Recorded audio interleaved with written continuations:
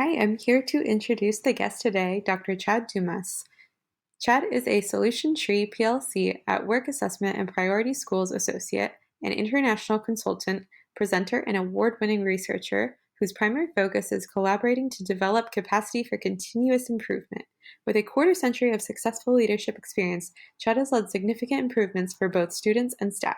He shares his research and knowledge in his books, Let's Put the Seat in PLC, An Action Guide to Put the Seat in PLC, an upcoming teacher team leader handbook, and consulting that includes research stories, hands-on tools, useful knowledge, and practical skills. Let's get to the episode.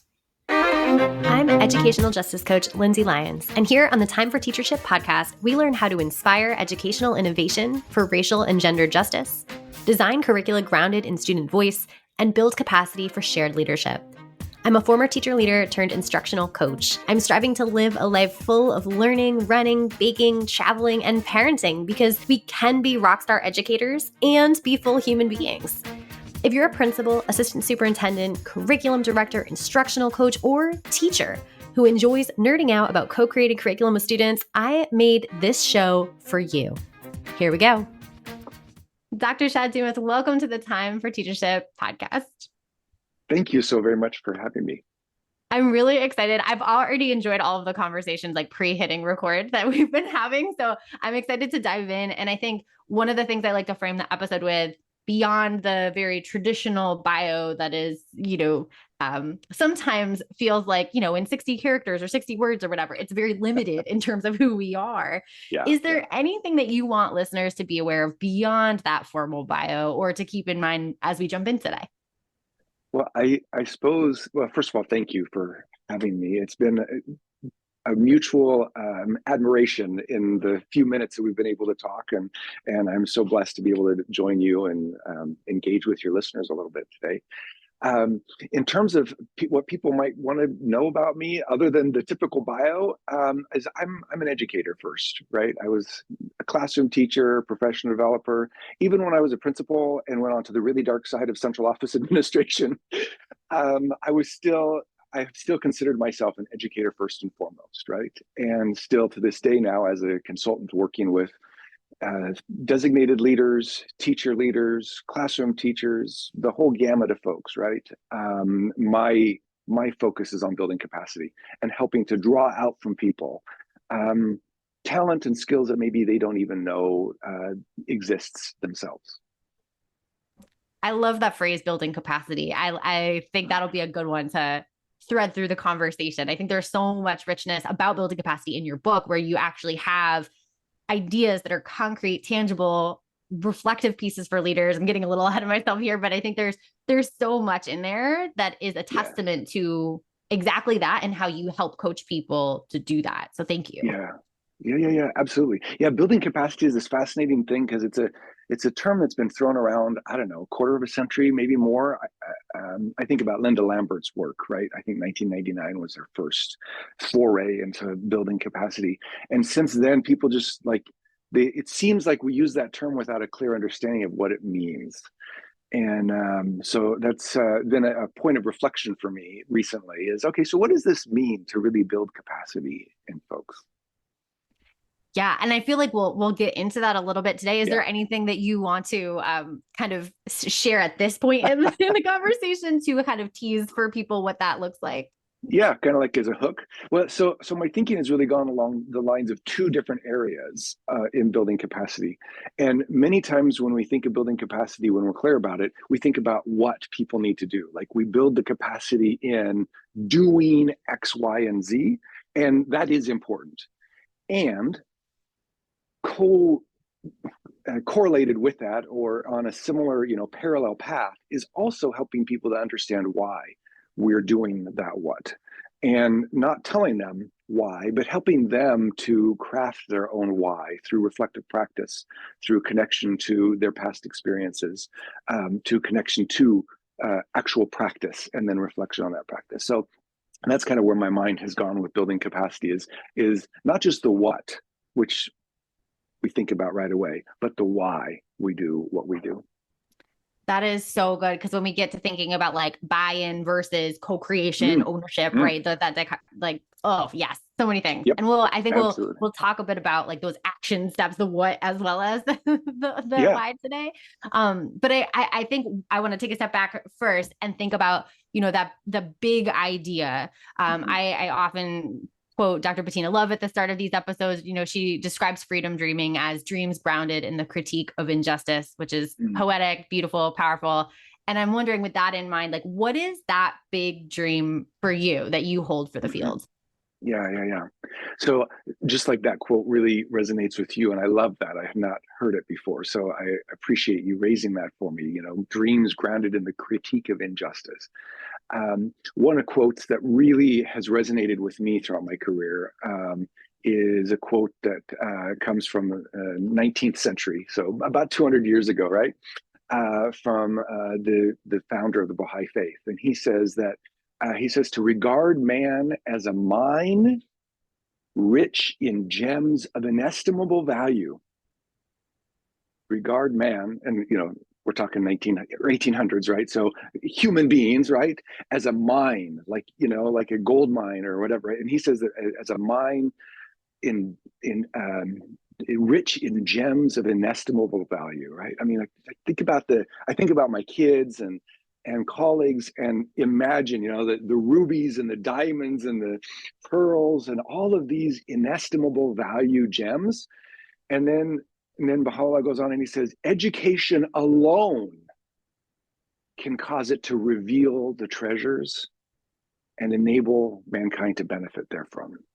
So each person has all these gems, and only through education can we reveal those gems and then allow them to be put to service, right? To make humanity better, make the world a better place.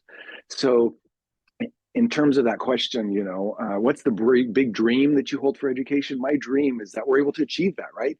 To see each other and the children in front of us, um, not from a deficit standpoint, but from an asset. What are those gems, and how do we go about uncovering them, and then how do we help those individuals put those to the benefit of humanity?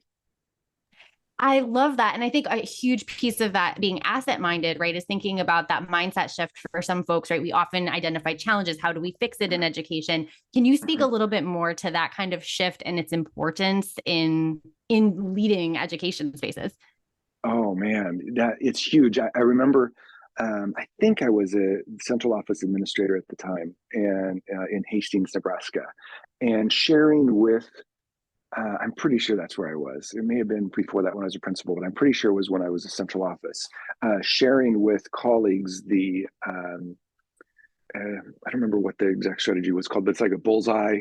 And every person in the room got a bullseye, right? So it's got these many layers. And the task was to write in the bullseye, each level of the bullseye, characteristics or attributes or virtues that this one particular person manifest. And after this, then it was used in different places. And I remember in an IEP meeting, instead of starting with all of the problems that the child has, they started with this, and parents. And so they started with silence. Everybody got a bullseye, and everybody in the room, teacher, administrator, a parent, I don't think students were in the room for this particular meeting, but they started with that. And it completely shifted the way in which those conversations then flowed after that, right? Because then we were thinking from an asset based as opposed to your child can't read. They're only reading at this level. They're only computing at this level, right? Instead, it was all asset based and genuine. Like it wasn't.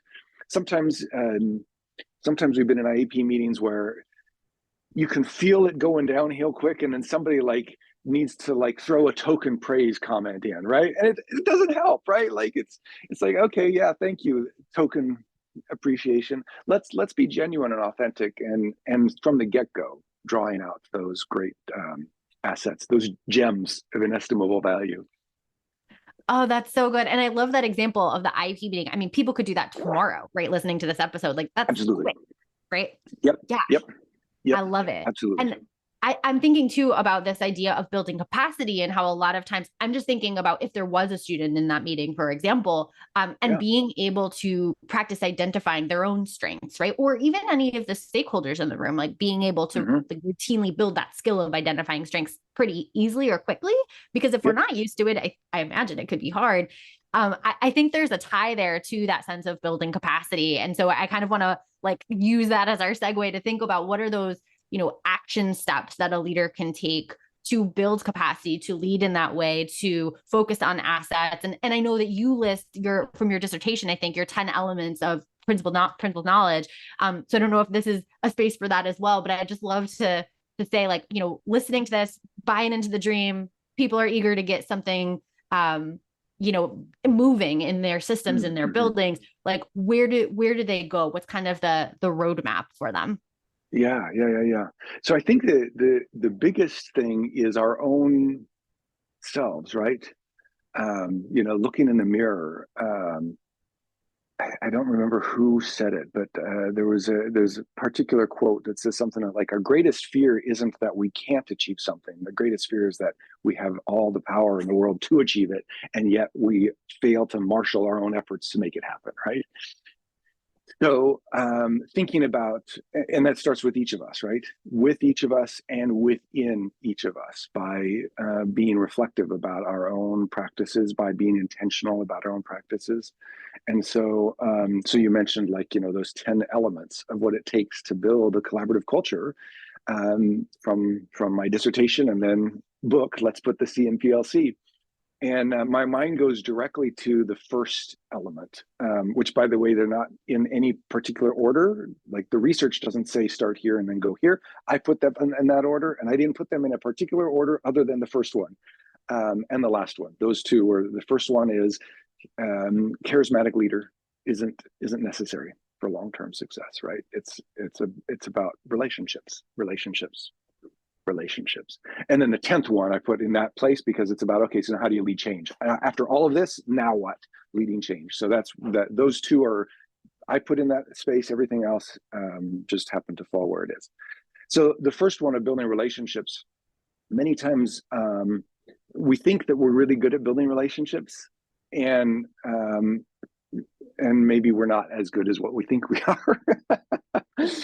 And so I share some specific skills and practices that maybe are helpful with that, right? And so I refer to them as the 3+1, although I should have called them the 1+3 because really the one comes before the three.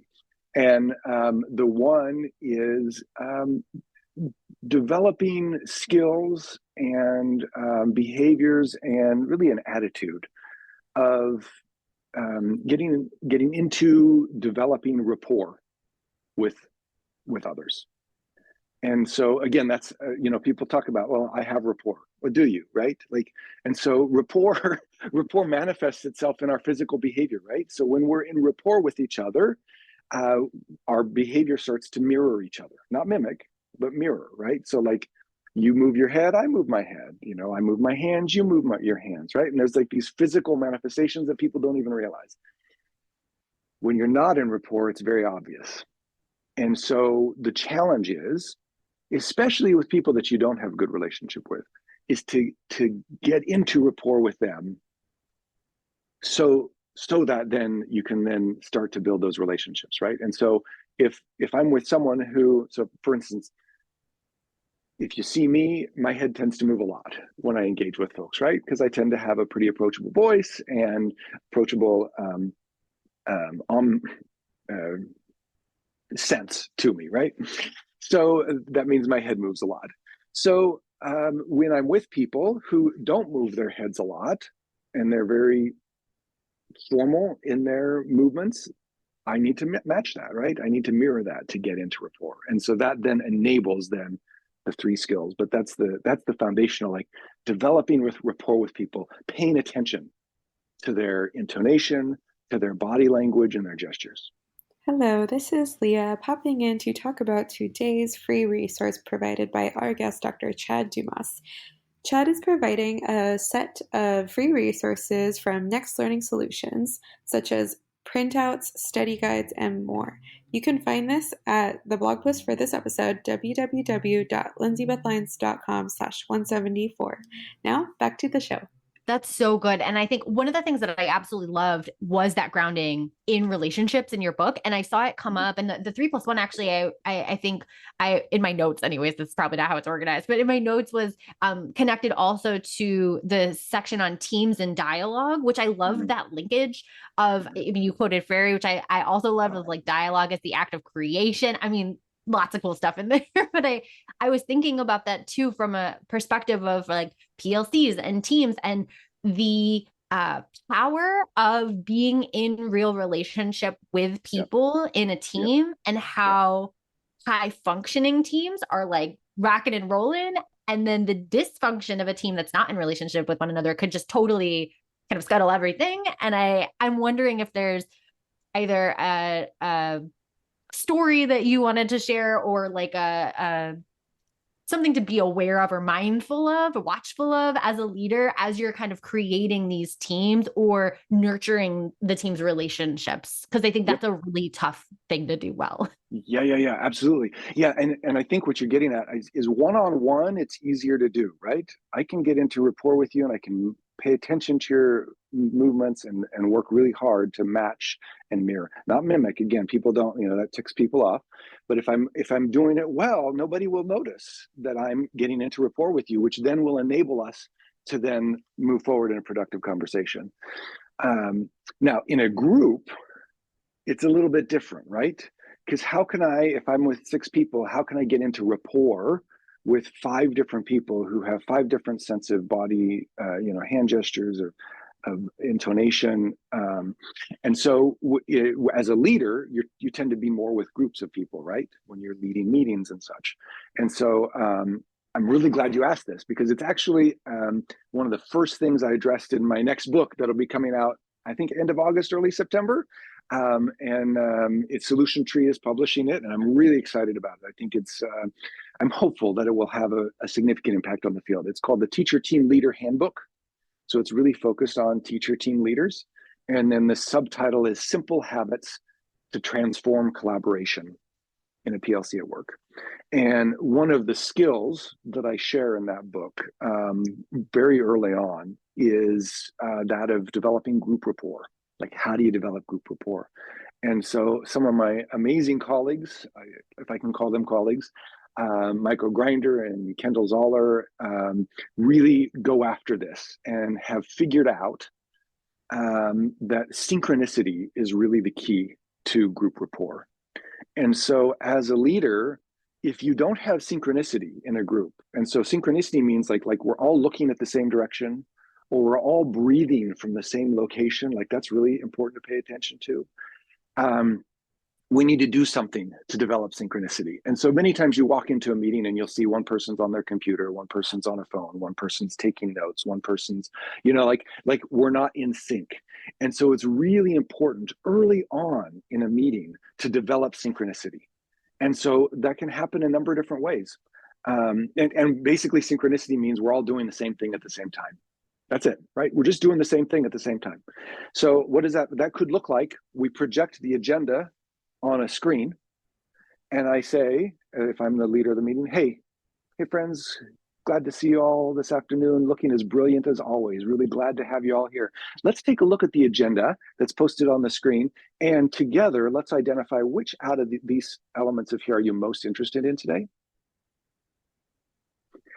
And what you can see on the screen is I turned my head and looked at the agenda. I paused and I stopped talking, which felt probably awkward to your listeners and will feel very awkward to you as well. But what that does is, first of all, people's eyes tend to follow each other's eyes, right? If you're having a conversation with someone and their eyes, dart over to this side, what happens? You tend to look, right? It's just a natural reaction. Our eyes follow people's eyes. And so if my eyes now look at this screen and I stop talking, even if I wasn't paying attention, my brain now does, because something different is happening, right? The brain notices differences. And so just by that, we have developed synchronicity. Now we can move forward. So that's called the third point, right? Another way you can develop synchronicity is through laughter. Laughter is a magical tool, right? Because then people laugh from the same location. It's low and deep in their diaphragm. It gets endorphins going in the brain. It makes us feel good, and it helps us be connected to each other. So laughter is a great way to be able to establish synchronicity. There's a little sticky note on the table in front of you. Would you take a moment and jot down what's the most important thing we need to be talking about today in the meeting? Please take 30 seconds. Synchronicity. Now everybody is, and then we'll share it out, right? Or turn and talk. Turn to the person next to you. What on the agenda is most interesting to you? Out of the outcomes that we've identified today, is there anything that needs to be added, changed, or deleted to meet your needs today? So these are, I think I just gave you like 4 or 5 different ways to establish synchronicity, to get that group into rapport with each other, so that then the relationships are more likely to be sustained. Now, that rapport isn't going to hold out the whole meeting, right? So as a leader, we have to be paying attention to that, because at some point we're going to go out of rapport. Then what do we need to do? Establish synchronicity again. Third point. Get some laughter, a turn and talk, write something down, everybody doing the same thing at the same time. Wow, that's so cool. I was so excited that you went there, because that was unexpected and not in the book, the putting the PLC. It's a preview. Yeah, a preview of the next one.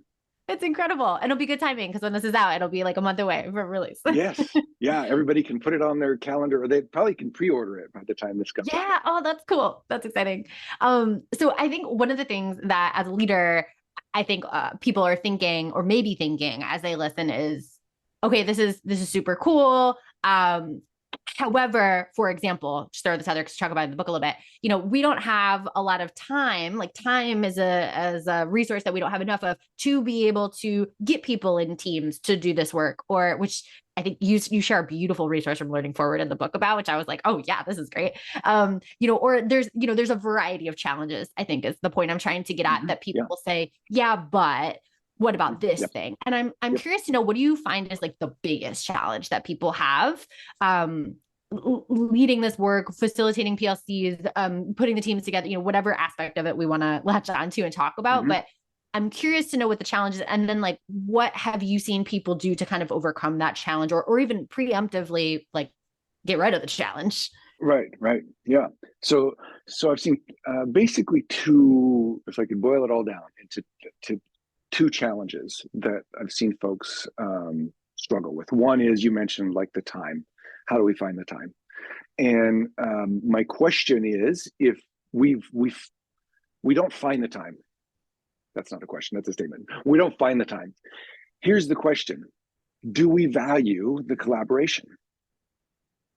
Anything we value, we will make the resources align to that value, right? So, like, I'm thinking about, like, when I was first year teacher, making $20,950 a year, back in Lincoln Public Schools, and with student loan payments, and my wife was home with our kids, and we had 2 mouths to feed, right? Like there was no money, yet we found a way to go to Amigos once or twice a week, right? We made it happen. Like, we prioritized that, even though the funds weren't there for, right? And so it's the same in schools. Like, if we prioritize it, let's put our money where our mouth is, and let's figure it out. And so that's the first challenge. And it's really a mindset shift, because there are thousands of schools, maybe tens of thousands of schools all over the country and world who figured it out. It's a matter of getting some people in the room to sit down, to think creatively, to look at some other schedules, to look at some resources, and let's together look at now our constraints, and let's make it happen. So that's the first part of finding the time. Now, once the time is set, there is absolutely no research that says you get a group of people in a room breathing the same air at the same time of the day that you're going to improve student learning. It doesn't exist, right? And actually, there's research that says if people are in the same room, breathing the same air, doing the same thing, if they're not focused on the right stuff, it can have a negative impact on student performance and professional practice, right? It becomes toxic. It can become toxic. So it's not just that people are meeting in the room, it's that what are they doing when they're in the room? And so that becomes the second big challenge, is to helping teams do the right work. Because we're not trained in collaboration, right? We all are highly educated people. We've got our bachelor's degrees, master's degrees, doctorates, specialist degrees, people who are highly educated, and not a single, I've never seen a course at university level that says, here's how to collaborate. We don't know. Like, nobody has taught us how to collaborate. And so we need to learn what that is. We have picked up over time how to figure out, the B's of schools: buildings, buses, and budgets. But that's not going to improve student learning. Figuring out when the next field trip is, and how to schedule the buses, and communicating with parents, and parent permission for, like, those things need to be done, and they do nothing to improve student learning. And so that was a strong phrase. I shouldn't use the field trips. Please, I hope I am not being misunderstood. Field trips are a really important, powerful part of our students' learning experiences, and they don't improve our practice that results in student learning. Let me put it that way. So helping people to understand, okay, so what is the work of collaboration, and then how do we navigate the interpersonal dynamics associated with that?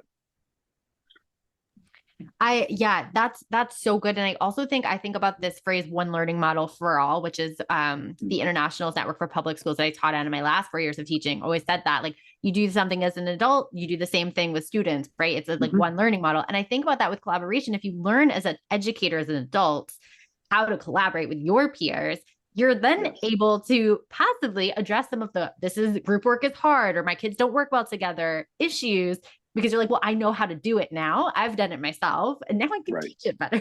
Yes, exactly. It's not the same as it's not the same as a meeting, right? Right.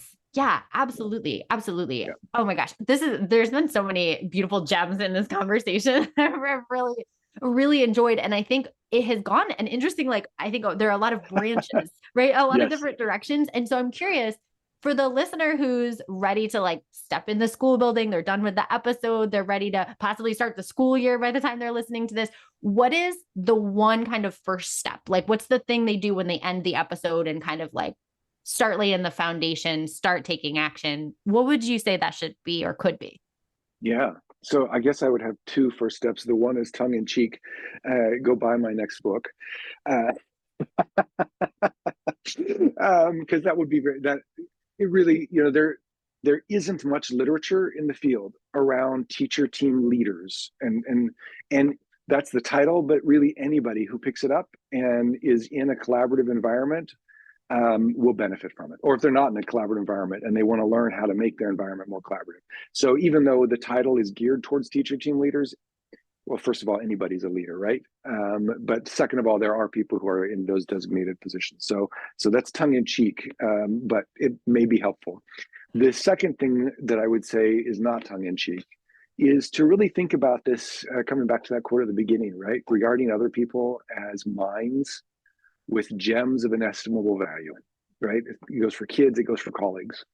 And how do we, through education, uncover those gems? And so thinking for yourself in your own mindset, like reflecting on what are ways in which I see those gems in other people, and maybe help to draw those out, even though they may. So one of my mindsets that I identify in the Teacher Team Leader Handbook, I identify three mindsets that I think are important. And the first one is to see in others what they themselves don't yet see in themselves. And I think that's this idea, like shifting that mindset to see in others what they don't yet see in themselves, and then take specific actions to draw that out. And I think if we all could do that, how that could really transform our meetings, our systems, our schools, if we thought of everybody from that lens as, how could I draw out from them what they don't yet even see in themselves? Wow, that's good. What a beautiful world that would be. That would be so cool. I love that. Yeah. And so I think as the kind of final questions that I enjoy asking, this is for fun, but also think in addition to fun, just like really, it genuinely piques my interest of all the things that are out there to learn about. So I'm curious to know what you have been learning about lately. And it does not need to relate to your job or this conversation, although it can. Oh man. So one of the things, so I view myself as a learner. You know, the Gallup organization has those strengths finder things. And every time I've done it, learner is one of my top 5 things. And so it's really hard to pinpoint like one thing that I'm learning about. And one of the things I love about being a consultant is I'm constantly learning.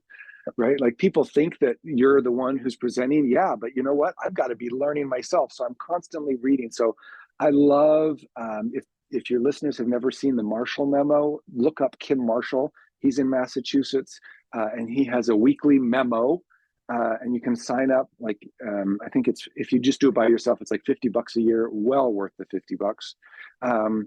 And what he does is he reads through all of the educational journals you can imagine, right? Like Ed Leadership, JSD, mathematics educators, education, like all things PLC, anything you can imagine. He's got like, I don't know, 100 different journals that he reads through, whatever comes out that week. And then he pulls out, like from his perspective, and he's got criteria for it, like the top 8 or 10 that he thinks are like the most important or really would be useful to the field. And then he does a summary on them.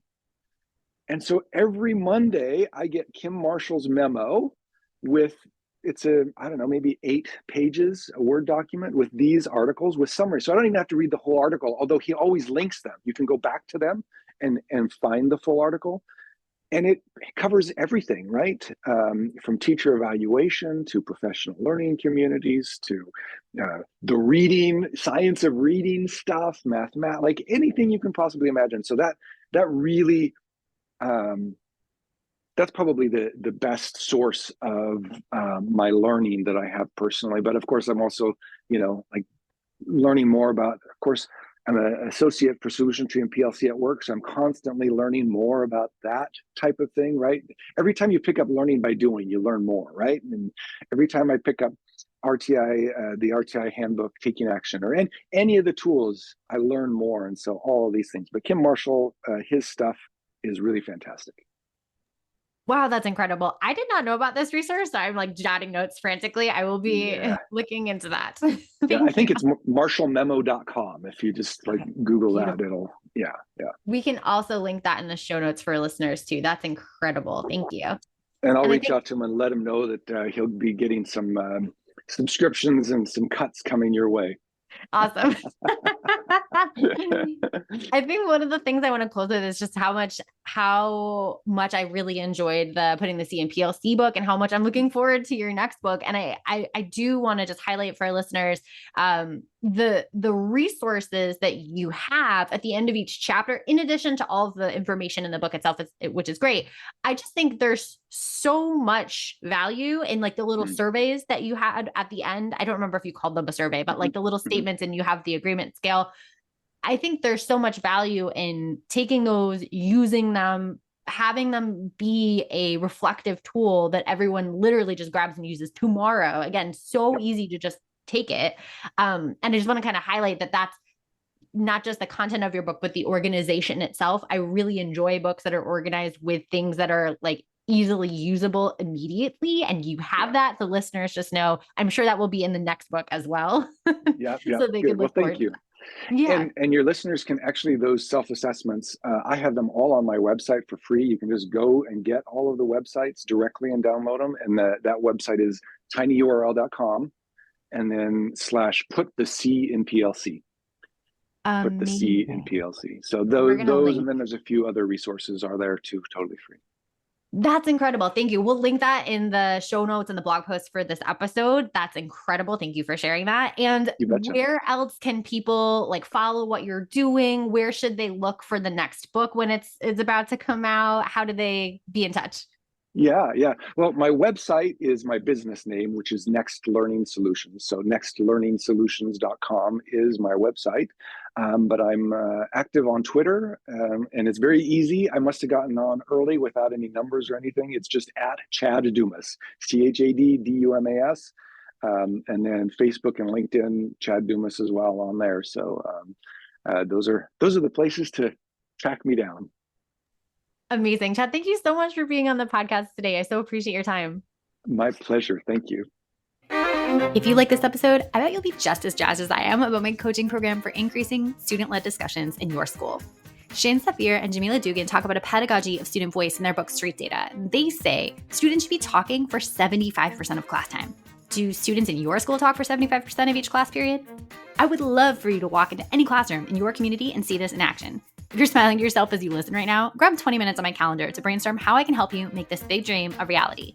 I'll help you build a comprehensive plan from full-day trainings and discussion protocols like Circle and Socratic Seminar to follow-up classroom visits where I can plan, witness, and debrief discussion-based lessons with your teachers.